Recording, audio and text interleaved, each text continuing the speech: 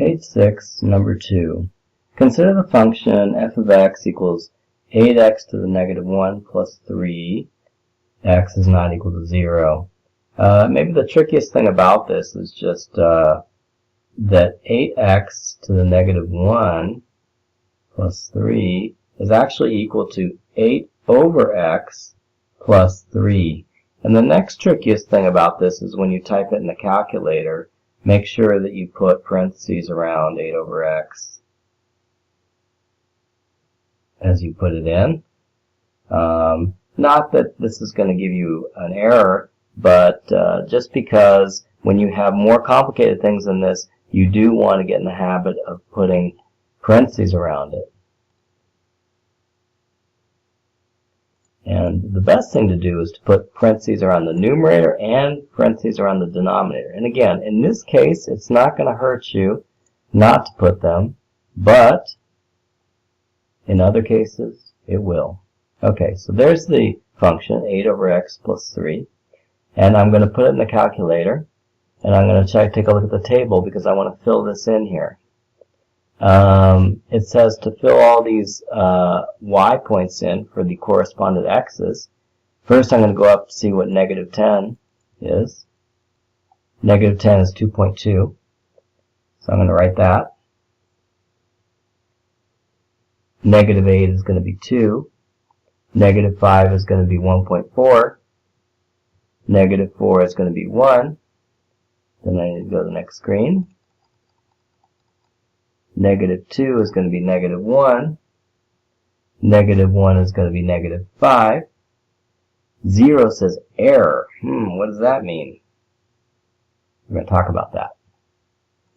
X equals 1 corresponds to 11. X equals 2 corresponds to 7. X equals 4 corresponds to 5. X equals 5, 4.6.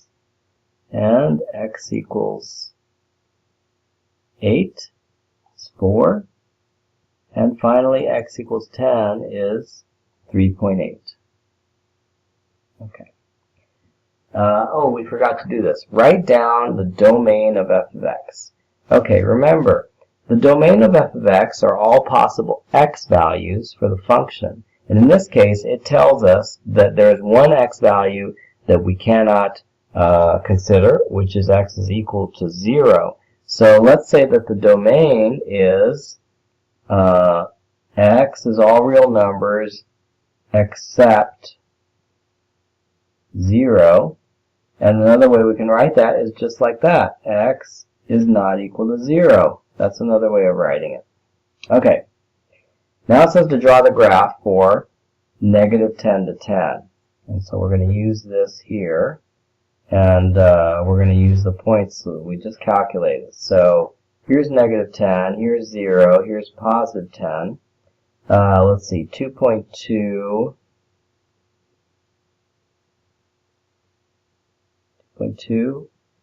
negative 8, 2, negative 5, 1.4,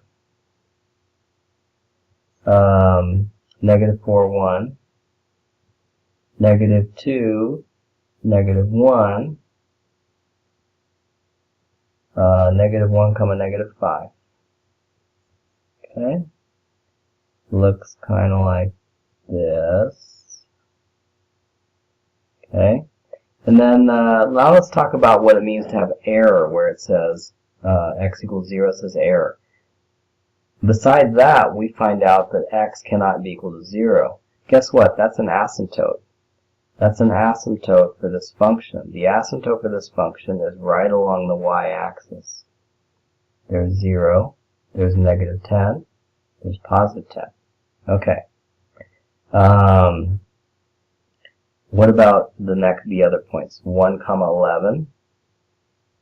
1, comma 11 is way off the screen, so I won't draw that. 2, comma 7, also off the screen, I won't draw that. 4, comma 5, I can draw that one. It's right there.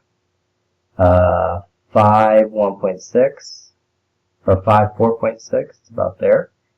8, 4, 8, comma 4, and 10, 3.8. So it's like barely coming into the screen here. Okay. Alright, it says to draw the vertical asymptote. I already did. The vertical asymptote is right there. Okay. Then it says write down the equation of the vertical asymptote. Okay, it's the opposite of the domain. The vertical asymptote is x equals 0. It's a vertical line at x equals 0. Draw the horizontal asymptote. The horizontal asymptote looks like it's right there, right? Because it's kind of like in between the two blue functions. The two blue functions are approaching some number as you go out. Let's see where it's approaching. Looks like it's trying to approach the whole number 3, right, when you go up. And what about when you go to the negatives? When you go to the negatives, look at that. It's going to 2.6. Looks like it's also approaching the whole number 3, except from the bottom. So in both cases, it's approaching the whole number 3. So the horizontal asymptote happens to be at 3. And the equation of the horizontal asymptote, well, will be y equals 3.